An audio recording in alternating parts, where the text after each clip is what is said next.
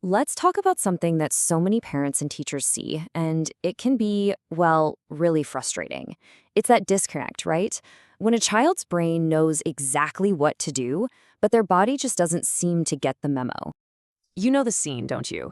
You've explained something. Maybe you've even shown them how to do it. You look at them, and you can just see that little light bulb go on. They get it. They totally know what's supposed to happen next. But then, when they go to actually do it, it's like something gets lost in translation. The movement might look a little clumsy, maybe disorganized, just not quite right. It's such a common thing to see, and it can leave everyone feeling a bit stuck and confused. So, what is going on here? Well, this whole experience actually has a name, and just knowing what to call it is a huge first step in figuring out how to help. The term is ideomotor dyspraxia. I know, it sounds super clinical, but the idea behind it is actually pretty simple. The idea part, that's there. The brain has the what to do completely sorted. The tricky part is the motor part, the brain-to-body message for how to do it. Here's a fantastic way to picture it. Think of the brain as an architect. This architect has drawn up a perfect, flawless blueprint. But the body? The body is the construction crew, and for some reason they're having a really hard time reading those plans. All the materials are there, but putting them together in the right order, that's the struggle. And this right here really breaks it down. On the inside, in the brain, the goal is clear, the instructions make sense, the what is 100% there. But what we see on the outside, the body's action, can look clumsy or disorganized. They're struggling with the how. It's not about a lack of understanding, it's about that communication gap between the plan and the action. Okay, so let's pop the hood for a second. Why does this brain-body communication sometimes hit a snag? Well, it all boils down to a process that, honestly, most of us do thousands of times a day without even thinking about it. Every single intentional thing we do, from picking up a cup to waving hello, relies on our brain being able to do this little three-step dance.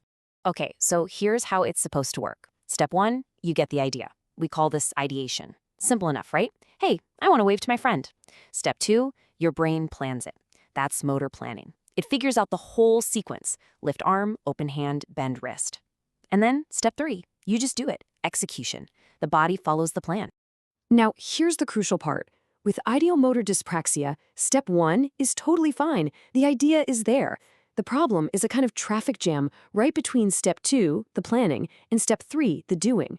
That perfect blueprint from the architect's office is just having a really hard time getting to the construction site. All right, enough with the theory. What does this actually look like day to day? Let's talk about some real-life examples you've probably seen at home, in the classroom, or out on the playground. A classic example is a game of Simon Says, or maybe a dance class. The child sees the teacher do a move. They understand they're supposed to copy it, but translating that picture into their own body's movement, that's a real challenge. Or think about learning to tie shoelaces. It's not one move, it's a whole chain of events, right? Make the loops, cross them, put one under. It's that sequence that gets really tricky. The child knows the goal is a tied shoe, but organizing the how-to steps is just tough. You see it a lot in sports, too. A kid might totally get the rules of soccer. They know, I need to kick that ball into the net. But getting their body to coordinate running, aiming, and kicking all in one smooth motion can be incredibly difficult. And this is so often just called being clumsy. But it's really about that motor planning going a bit haywire. And hey, it can show up in really simple things, like using a fork and knife, or even just holding a pencil.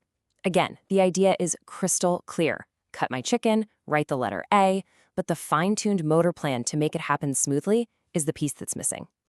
Okay, so now for the best part. The part we've all been waiting for.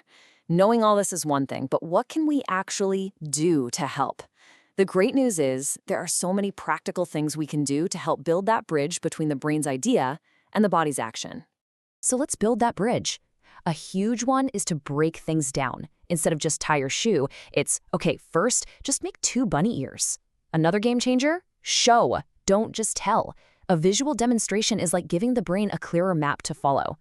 And you know, rhythm and songs are magical for this. A little chant or a silly song can help the brain organize the sequence. But probably the most important thing, just be patient. Allow extra time and turn practice into a fun, low-pressure game.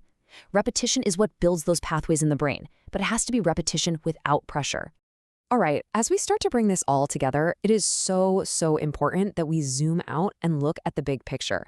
Because this isn't about a deficit, it's about a difference. And if you take away one single thing today, please let it be this. This is a difference in brain wiring. It is not, and I mean never, about a child being lazy or defiant or just not trying hard enough. The truth is, they're often trying way harder than anyone else just to do the same task. And that's really the heart of it, isn't it? We have to remember to focus on their amazing, unique strengths. Maybe they're an incredible storyteller, or a whiz at puzzles, or the kindest friend you'll ever meet. It's our job to celebrate every kind of mind and to champion what they can do, while we support them with the things they find tricky. Because at the end of the day, with our patience, with the right strategies, and with a whole lot of love and understanding, these kids can build the skills and the confidence they need to not just get by, but to absolutely thrive. So I'll leave you with this to think about. How can we, in our own homes, our classrooms, and our communities, build a world that's a little more patient, a little more adaptable, and that truly celebrates every single way of thinking, learning, and moving?